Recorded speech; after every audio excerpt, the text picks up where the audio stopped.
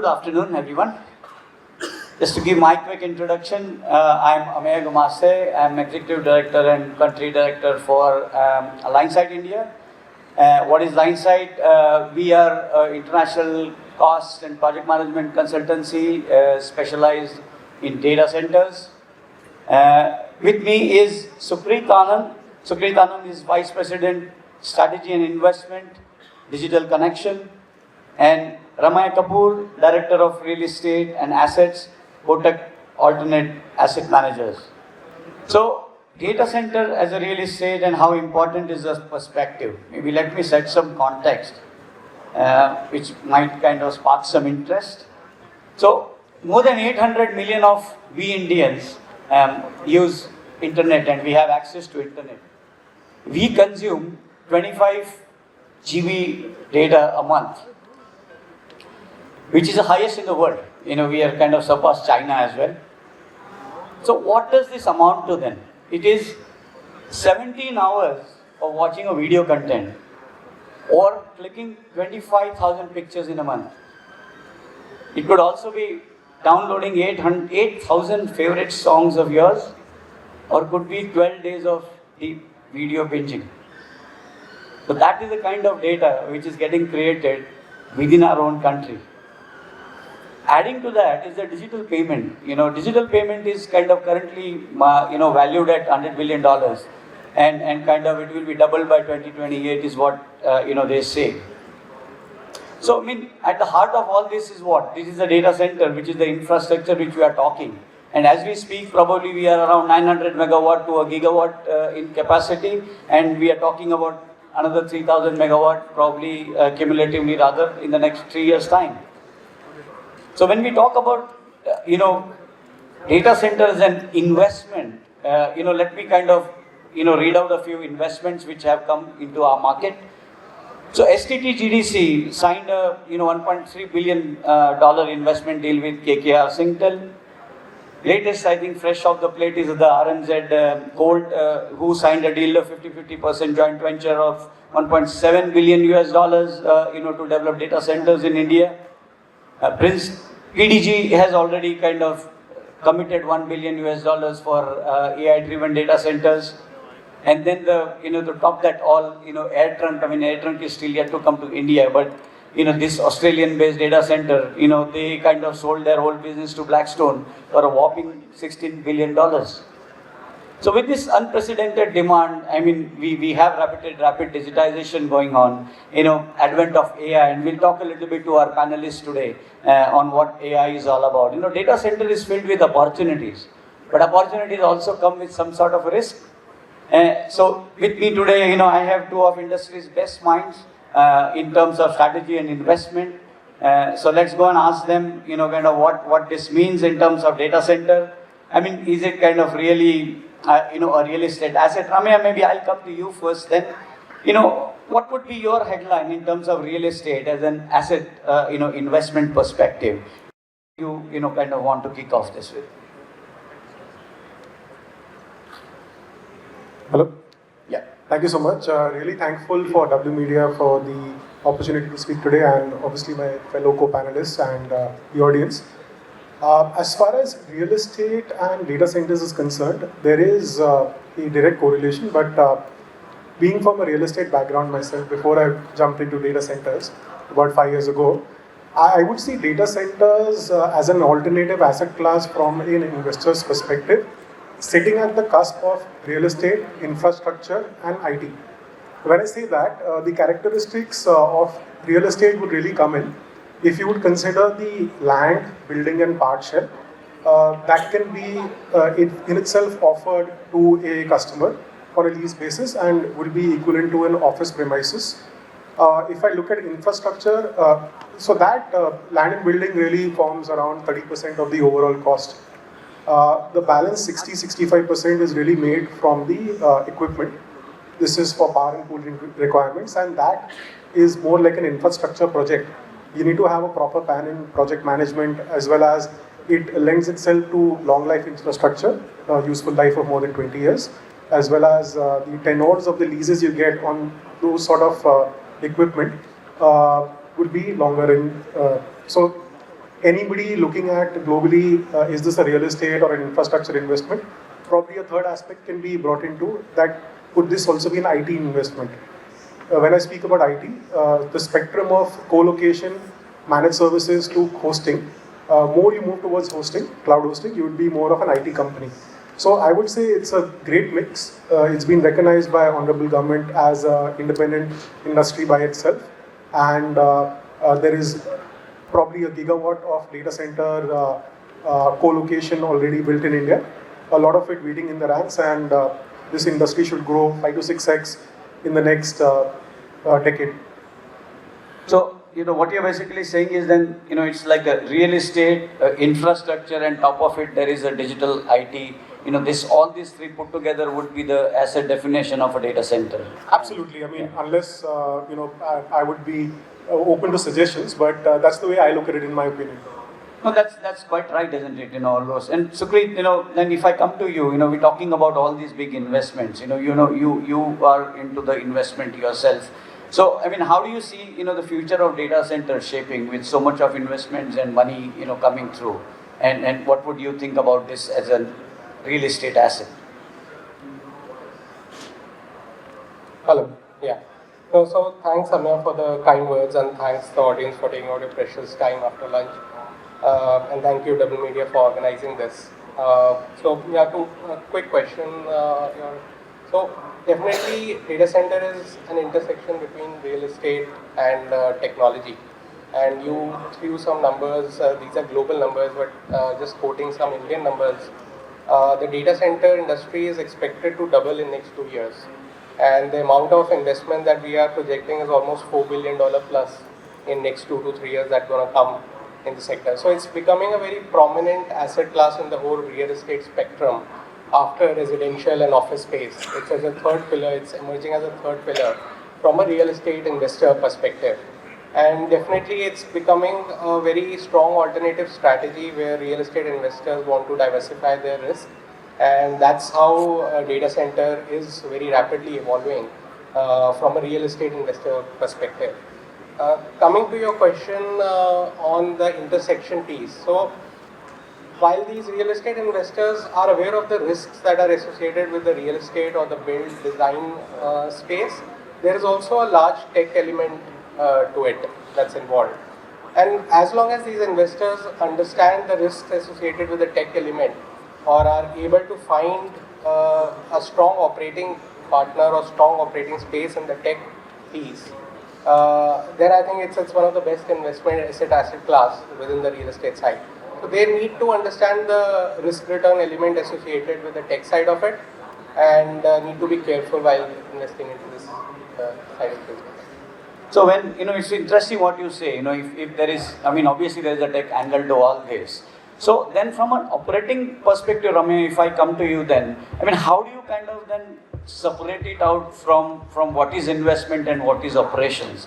While we were talking earlier, you mentioned the ProCo and OpCo. Do you want to kind of give a little bit more elaboration on that? No, thanks. So if I would want to segregate this data center operating business, probably looking at that and looking at co-location, I could segregate into maybe a PropCo and an OpCo, property owning company, which is also a DevCo, will be really owning the asset from a power-based building perspective, the land, building and part shell.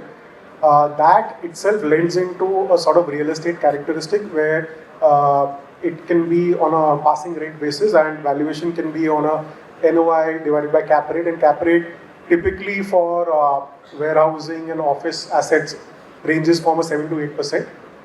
Once I add the element of equipment and really look at it holistically as a data center operator, merging the PropCo and OpCo, the characteristics really shift towards more of a infrastructure investment or a company which is a going concern, heavy in capex. Really an EV EBITDA basis is something which is looked into. Globally, the comparisons are trading at 1 year forward 20 plus. The air trunk deal and a couple of deals which have happened in the India context, they have an element of a control premium attached to it. So they may not be the correct representatives of the sort of returns that can be made, But safely, if you also look at a yield perspective, a real estate aspect of the data center can fetch anywhere between the 8.5 to 9.5, maybe touching 10% sort of yield on cost on a stabilized basis. The element of adding the plant and machinery and the thereon rental will push this by 300 to 400 basis points. If you look at this industry, if I would compare it to maybe a warehousing, logistics, or a commercial, and put data centers, and these three being the real assets which Kotak as a group looks into, I would be pegging data centers at a higher return, adjusted for the risk of me leasing it out to the customers I would have, and obviously the deep engineering requirements which are required to build this, as well as the strict SLAs which have to be maintained with the customers to maintain this. So I would really look at teams which are heavy in engineering, consultants as well as who have that operational track record as an investor. So, basically what you're saying is then there is a big upside and there could be better yields when it is compared with a pure play kind of a real estate. But then there are longer gestation periods, for example, and because of this much of equipment going in, it also needs deep pockets. What do you think about that? Absolutely, that is what investors have come to appreciate, that although there are no regulated entry barriers to this sort of industry as you would have in telecom and other industries, but inherent barriers are there that longer gestation periods and deeper pockets are required for this business, and the investor needs to really think through as well as work along with the design, engineering, development teams, so that a better outcome happens in terms of product. One needs to be, India has a slight speculative nature to the build, so one needs to be always looking at the market, not currently, but 2 years ahead. So that is why the planning of design development, which will take center stage initially, as well as looping in your sales and marketing resources. The mix of these people sitting together and designing a data center is something which will augur well for any operator. So, maybe Sukrit, do you have anything to add on the the returns side before we kind of move to the next topic, right? No, so I think it's quite early in the stage. The industry itself is quite nascent. There haven't been a lot of divestments as of now. So that's how the real estate asset cycle pans out in general traditional asset classes. Today, I think there is a significant demand. We see that long-term demand, the AI demand that we have been talking is pretty sustainable.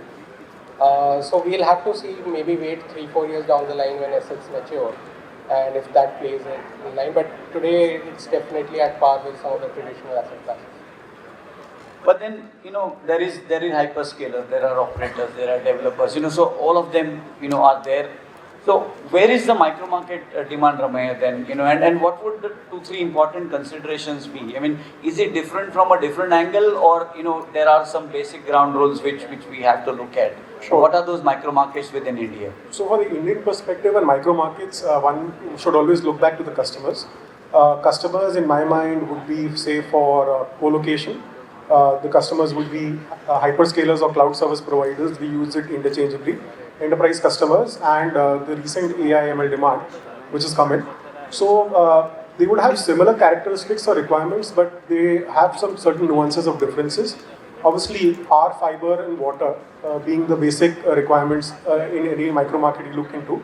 What has helped, and especially for hyperscalers, is the latency requirement, which is fulfilled by landing stations which come into Mumbai and Chennai. That's why the first port of call remains Mumbai, Navi Mumbai and Chennai.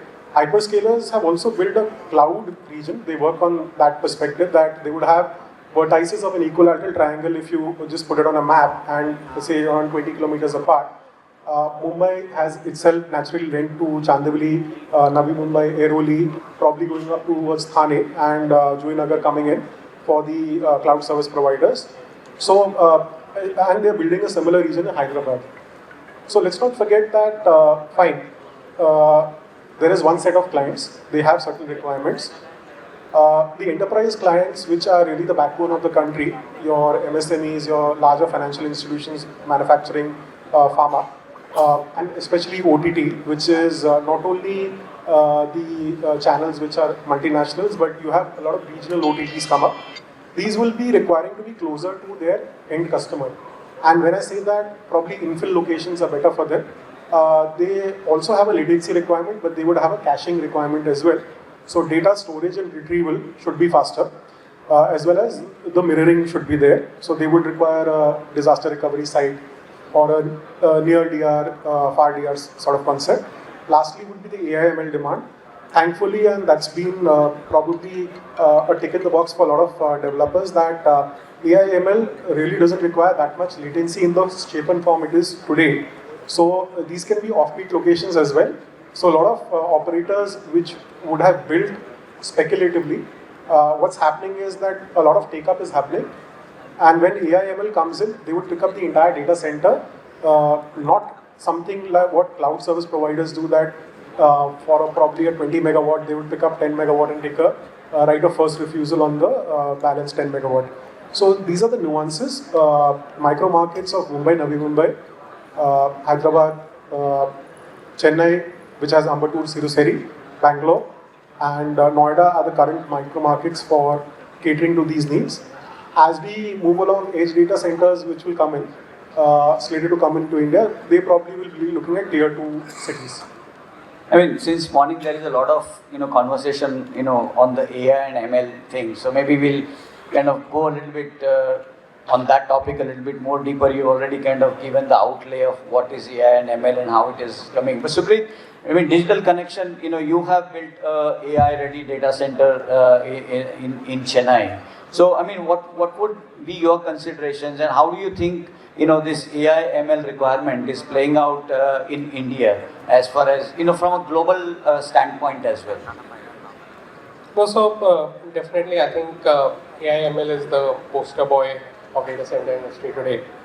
So I think it's evolved where in Western countries where you are actually seeing that demand coming in, a lot of cloud providers are taking up space where the end use will be running some of these large language models and using that for AI related activities, and that's where we are seeing that the constraint on supply and power is coming in the West. That's the global perspective, what we are seeing in US, Europe, and some of our data centers through digital reality, where we're seeing significant demand on the AI side. We feel that definitely that will be to some extent replicated in India. I think we have had multiple announcements as well from large players who are deploying AI related resources. And there is a significant talent pool in India which will drive the AI growth story. So we feel that it's a long-term sustainable demand trend and signal. And I'll try to answer this from a real estate perspective rather than going into the technicality.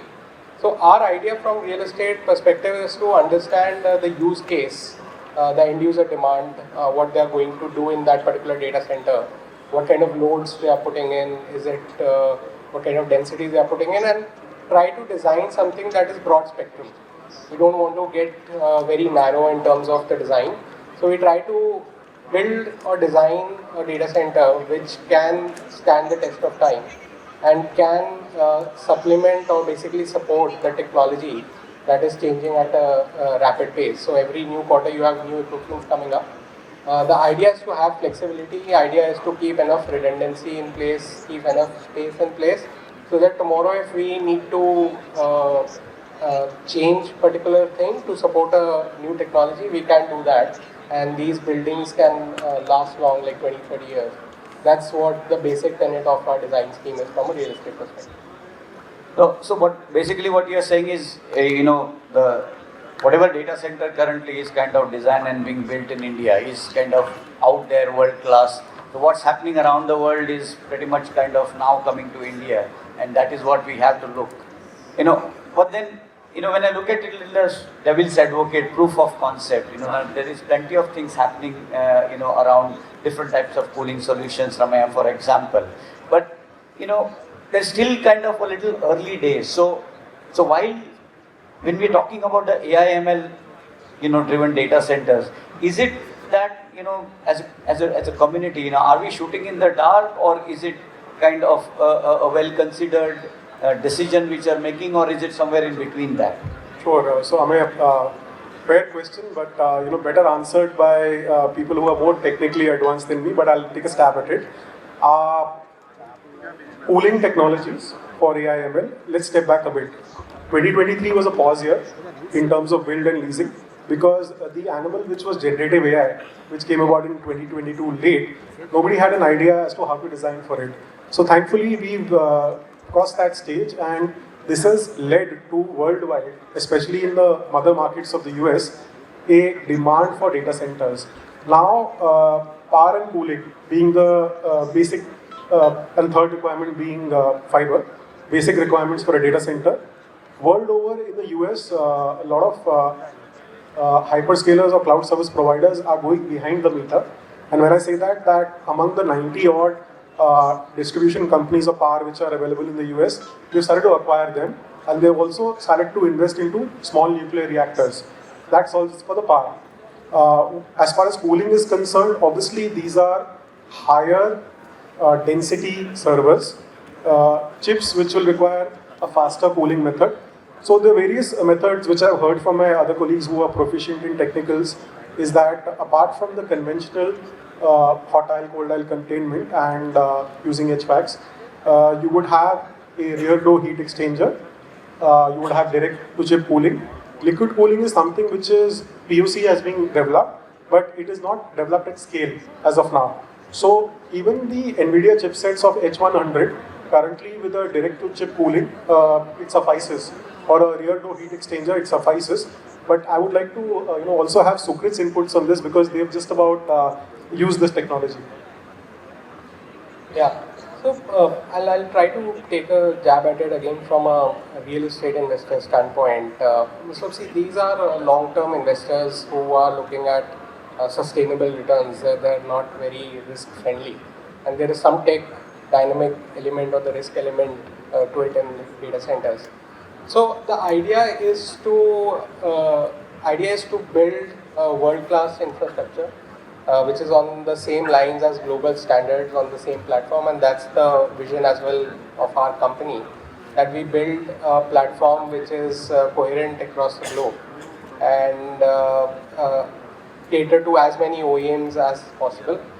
And the key to it is modularity, what we feel. Modularity at the flow level, modularity at the design level, modularity in every element of the MEP. And that's how we are thinking through, that's what the philosophy is. And again, this will again have to stand the test of time, because that's a basic tenet of any real estate investor, that these assets have to last long term. And that's how we are thinking through on the AI piece. Yeah. I mean, then that kind of leads us probably to another interesting thing which everybody would want to know here probably is, around sustainability. Now, I'll stay with you, Sukrit, for a minute here. Is that, I mean, at Digital Connexion, you've been driving sustainability. There is a lot of talk within, green construction, driving the PUEs. And there is a lot of, how do we kind of get green power? You're getting your data center certified by IGBC, and there's a platinum certifications. But at the end of the day, data center is kind of a power guzzler in that sense, right? So how do you kind of, from an investor's point of view, I mean, this topic itself can be a panel discussion. So, but then from an investor's point of view, how do you see, the ESG and the sustainability angle, and what would the investor be looking at in terms of, kind of future investment and future proofing into these green data centers, as it were? Sure. So quite an interesting question actually. So data center we spoke, it's a intersection of real estate, tech, and now it's an intersection of power. So it's a very interesting asset class across three different industries, and all three industries are growing rapidly. Like we are seeing significant growth on power, green power. There's significant investments coming in. So I think it gives opportunity to investors who have deep pockets, who have large spectrum of investments, to actually get into data centers. And it makes sense because then you have own power parks, you have own digital infrastructure assets, and you have own capability of developing these greenfield. So that's the spectrum that's ideal for any long-term investors to have those skill sets. And that's where we see the industry transitioning to. Ultimately, there will be players who will have to have expertise in both these three sectors to be successful, and that's we feel what will differentiate the operators or the players going forward. We as a company, or from our investors' perspective, definitely EHS and sustainability is big aspects. And this is also important from our occupier perspective. It directly translates into financial benefits to them and as well as environmental benefits. So we are supplementing all our data centers with the best-in-class EHS techniques and green power, which is actually provided by a cell-phone portfolio of almost 20 gigawatt of green assets that we have across India. And that's the idea, to package all the three pieces into one and give the entire solution to our customers. Yeah.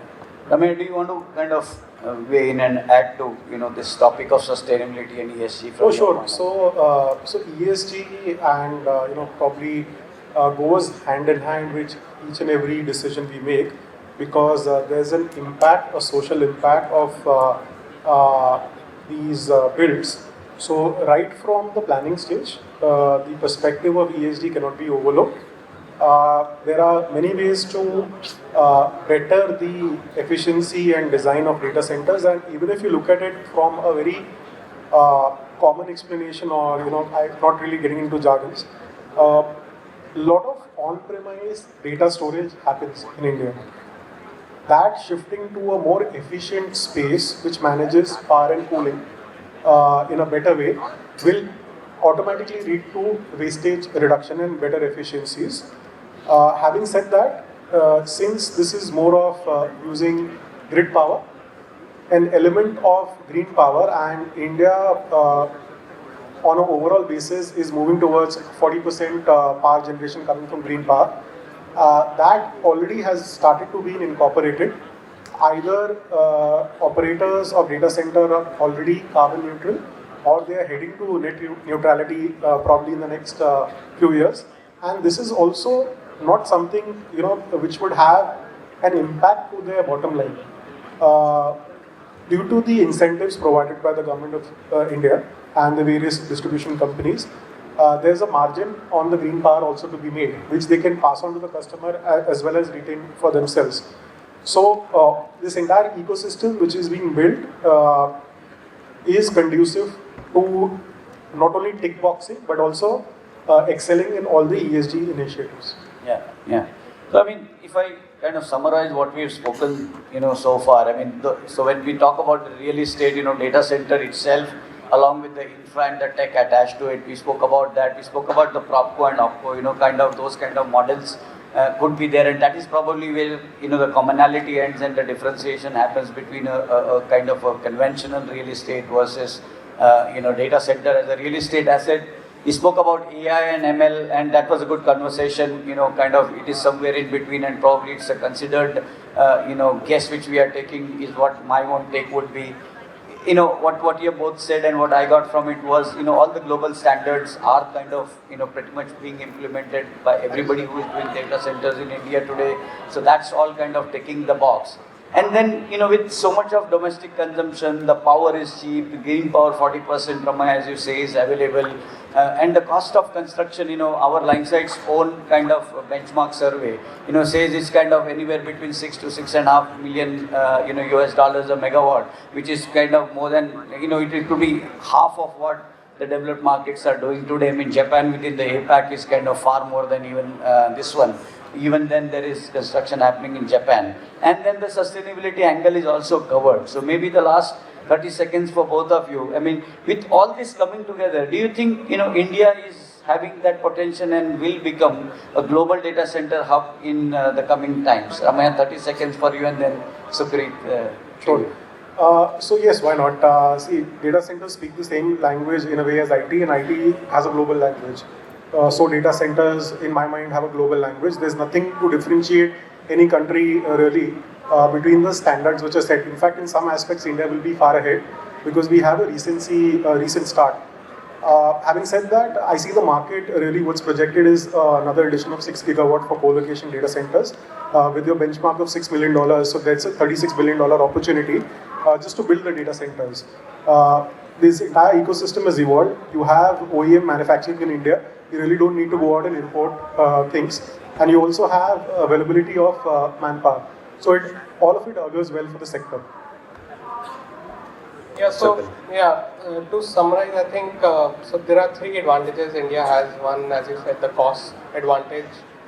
Third is the power advantage. We are seeing a lot of global economies or countries getting power constrained, like of Singapore, and there are a lot of states in US who don't have sufficient power, which is putting pressure on the supply and then the demand.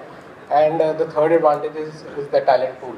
So all these 3 combined definitely gives India a differentiating edge over other places. And what you see in GCC sector, I think India has already done that on the GCC and the IT side. And it won't be a matter of time we replicate on the data center or the AI side.